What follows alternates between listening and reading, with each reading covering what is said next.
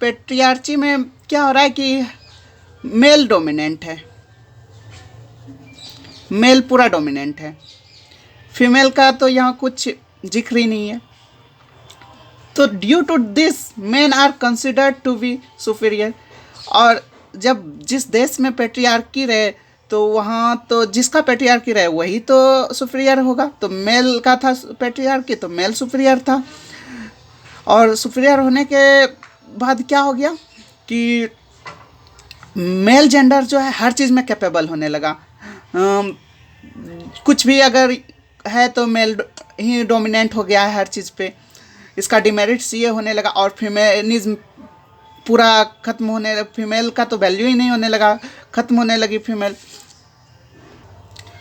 और हर चीज़ में जब मेल हर चीज़ में कैपेबल हो गया तो फिर वो अपना वर्क्स लिखना जब स्टार्ट किए तो वर्क्स जब लिखते थे तो उस वर्क में हमेशा वो फीमेल का, वुमेन का इम्प्योरिटीज़ के बारे में ही बताया करते थे। तो इस वजह से हर एक वर्क में भी वो मेल सुपीरियर होने लगा और वुमेन को इनसुपीरियर दिखाने लगा, इन्फीरियर दिखाने लगा।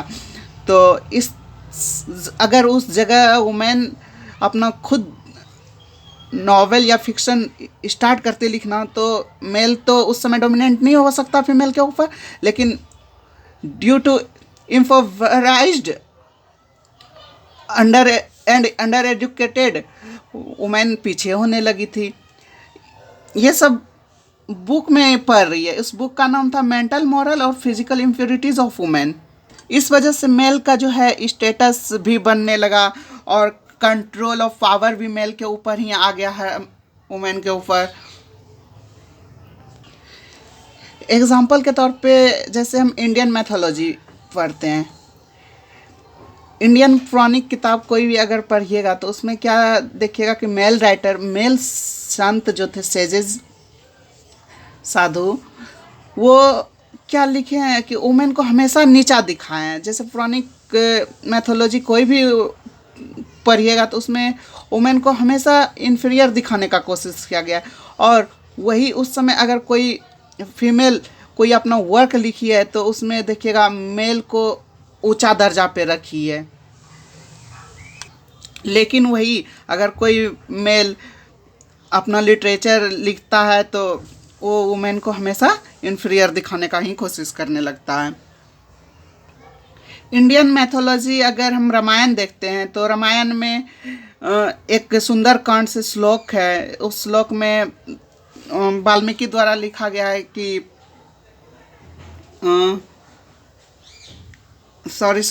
उस श्लोक रामायण में लिखा गया है कि ढोल गंवार पशु शूद्र नारी सभी हैं तारन के भागी, तो अधिकारी। तो इस श्लोक से हम ये अर्थ निकाल सकते हैं कि देखिए किस तरह ढोल गंवार, मतलब ढोल और गंवार मूर्ख, शूद्र जो नीचे कास्ट में आते हैं, पशु वर्ड्स और नारी वुमेन सभी तारन मतलब मारने के अधिकारी हैं। उसको बिना मारे हुए कोई काम नहीं कर सकते, उसको मारना ही चाहिए, हमेशा उसको नीचा ही। देखिए किस तरह सेंस इंडियन मैथोलॉजीज में यूज किया गया है, कितना गलत वुमेन को किस तरह पोर्ट्रेट, गलत रूप से पोर्ट्रेट किया गया है। अगर उसी समय कोई वुमेन राइटर लिखती तो क्या ऐसा वो अपने बारे में खुद लिखती? कोई अगर आप भी कुछ कीजिएगा तो क्या अपने बारे में बुराई कीजिएगा? नहीं कीजिएगा। देखिए यहाँ से समझने का कोशिश कीजिए कि किस तरह से वुमेन को पोर्ट्रेट शुरू से ही किया गया है। और ऐसा इसलिए लिखा गया है, ऐसा इसलिए पोर्ट्रेट भी किया गया है क्योंकि वुमेन के ऊपर मेल हमेशा डोमिनेंट रहे और अपना स्टेटस, वर्चस्व समाज में बनाए रखे एकदम कि हम ही सबसे बड़ा सुपीरियर हैं। इसलिए ऐसा किया गया है अपना स्टेटस, पावर को बरकरार रखने के लिए। वर्जीनिया वुल्फ अपने ऐसे the room at one's own में, रूम ऑफ वंस ऑन में लिख रही है और वो बता रही है पैराडॉक्स के बारे में। अब यहाँ पैराडॉक्स, आइए समझते हैं पैराडॉक्स क्या होता है। लिटरेचर में बेसिकली पैराडॉक्स जो है, paradox is how is it that history book when the speak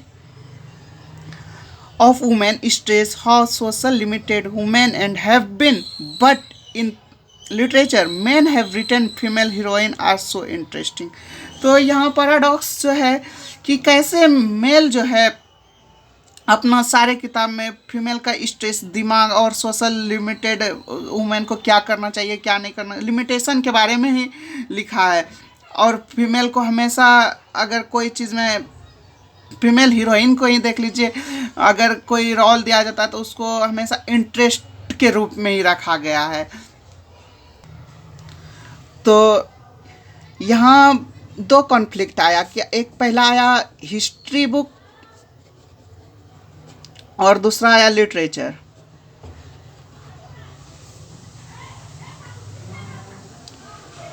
history में वुमेन को एक लिमिट के अंदर रखा गया है, सोशल लिमिट में ही रखा गया है। और लिटरेचर में वुमेन को मैन क्या किया, एक इंटरेस्टिंग के रूप में यूज कर दिया। जैसे लिटरेचर में कोई फिल्म ही बना दिया तो वुमेन को, दर्शक को रिझाने के लिए ही वुमेन का यूज किया है उसमें, ना ही कि उसका लीड रोल दे करके कुछ अच्छा मॉरल मैसेज देने के लिए, ऐसा कुछ नहीं किया। वो इंटरेस्टिंग के रूप में प्रेजेंट कर दिया। और हिस्ट्री में क्या कर दिया, हिस्ट्री में वुमेन को एक सोशल लिमिटेशन में ही रख दिया। वर्जीनिया वुल्फ अपने बुक में पैराडॉक्स बता रही है, समझाना चाह रही है कि जैसे हिस्ट्री में वुमेन को एक सोशल लिमिटेशन में रख दिया, और जब लिटरेचर की बारी आई तो लिटरेचर एक इंटरेस्टिंग के रूप में वुमेन को रख दिया। तो कहीं भी फीमेल को अपना हक और अधिकार नहीं मिला। उसको हमेशा मेल जो है डोमिनेंट होकर के बेडली यूज किया, इतना बेडली तरह से यूज किया कि हिस्ट्री में मेल अपने बारे में बताया कि हम कैसे वार किए, कैसे जीते, क्या क्या हम अपना स्टेटस हासिल किया, पॉलिटिक्स, हर चीज़ में मेल अपने बारे में कैसे वो रहा, कैसे वो जिया, हर चीज़ बताया। लेकिन कहीं भी वुमेन के बारे में एक शब्द भी नहीं बात किया। और लिटरेचर की जब बारी आई तो लिटरेचर और हिस्ट्री दोनों में कोई गैप ही नहीं बुझाया। पैराडॉक्स में यही वर्जीनिया वुल्फ बता रही है, नरेट कर रही है हिमसेल्फ। वर्जीनिया वुल्फ ये बता रही है, नरेट कर रही है कि मेल को हमेशा सोशल में ये ट्रेडिशन माना गया है कि मेल जो है ब्रेड अर्नर है, मतलब वो पैसा कमाएगा फैमिली के लिए, उसका सबसे इम्पोर्टेंट जॉब यही है, वो पैसा कमाएगा। और वुमेन जो घर में बैठ कर के चाइल्ड को नर्चर कर रही है, खाना बना रही है, उस बच्चे को बड़ा कर रही है, तो ये सब मैंने कोई उसका मैनर ही नहीं, मतलब कोई उसका वैल्यू ही नहीं है समाज में वुमेन। लेकिन मेल सिर्फ वो अगर ब्रेड अर्नर के रूप में जाना जा रहा है, पैसा अगर कमा रहा है तो ब्रेड अर्नर के रूप में जाना जा रहा है। आगे वर्जीनिया वुल्फ बताती है कि 17वीं सेंचुरी के समय वुमेन जो पोएट्री लिखा करती थी, जो कि खुद में टैलेंटेड थी, पोएट्री लिखने लायक काबिल थी, अगर वो अपना पोएट्री में कुछ बेटर लाइन, अच्छा लाइन जो कि मेल से भी अच्छा लिख सकती थी, अगर लिखी भी तो उसको डिस्कार्डेड कर दिया जाता था। क्यों ऐसा किया जाता था? इसलिए क्योंकि उसको कोई सीरियस लेता ही नहीं था। सीरियस उस समय तो मेल ही तो आगे था, और मेल आगे था तो मेल का ही फर्स्ट प्रायोरिटी देगा। तो वुमेन अगर रहती तब ना वुमेन पढ़ती किसी का, लेकिन मेल उसको कोई वैल्यू ही नहीं दिया उसका पोएट्री का, और उसको डिस्कार्डेड कर दिया, उसको एकदम खारिज कर दिया, ख़त्म कर दिया गया उसका पोएट्री को। अच्छा अच्छा वर्क जबकि लिखा हुआ था 17वीं सेंचुरी, टैलेंटेड वुमेन के द्वारा लिखा गया था। उस समय की मेजर प्रॉब्लम वुमेन के साथ ये हुआ करती थी। और वर्जीनिया वुल्फ बताती है, बोल रही है कि अगर आप फ्री माइंड से हैं तभी आप कोई वर्क अच्छा कर सकते हैं, अच्छा चीज़ सोच सकते हैं, अच्छा लिख सकते हैं। यही आपको इतना सारा टेंशन है और आप कभी अच्छा वर्क लिख सकते हैं, ये तो मेंटली डिस्टर्बेंस में है, इसलिए वुमेन अच्छा कुछ लिख नहीं पा रही थी उस समय। सपोज मान लीजिए एग्जाम्पल के तौर पे कि अगर आपको हम बोलें कि 30 मिनट आपके पास समय है, 30 मिनट्स, और आपको एक पोएम लिखना है, और आप जैसे लिखना शुरू किया तो आपके माथा पे हम एकदम हमेशा बोल रहे हैं 30 मिनट ही समय बचा हुआ है, 30 मिनट ही दिए हैं, चलो लिखो। क्या आप शांति से उस पोएम को लिख पाइएगा?